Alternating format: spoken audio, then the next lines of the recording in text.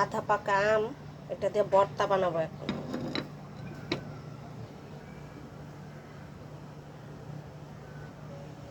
চিনি দিচ্ছি অল্প।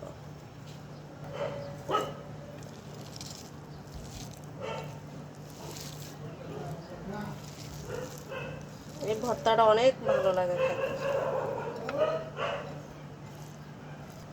তো মাখাতে মাখাতে আমার জিভে জল এসে পড়তেছে।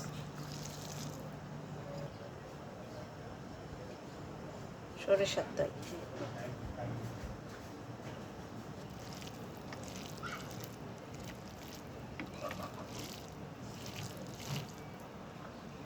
এখন তো যে নরম হয়ে গেছে আমরা মাখানোর কারণে। আধা পাকা আমের এই ভর্তাটা খেতে কিন্তু অনেক ভালো লাগে।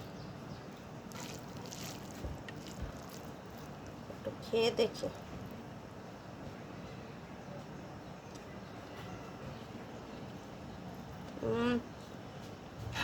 মনে হচ্ছে কাসুন্দি দিয়েছে, সরিষার তেলের গন্ধটা কাসুন্দির মতো লাগতেছে।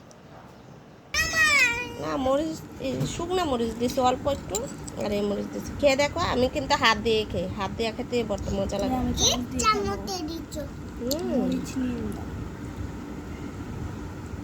খেয়ে দেখো, হাত দিয়ে ভর্তা খাওয়ার মতো মজা আমার মনে হয় না আর কোনো কিছুতে লাগে। তো আবার ঝাল ঝাল, আবার আধা মিষ্টি, টক মিষ্টি না, হাত দিয়ে খাওয়ার মধ্যে মজাই অন্যরকম। আবার মরিচ দিয়ে খাওয়ার অনেক মজা। আধা পাকা তো কালারটা সুন্দর আসছে, একটা হলুদ হলুদ একটা কালার।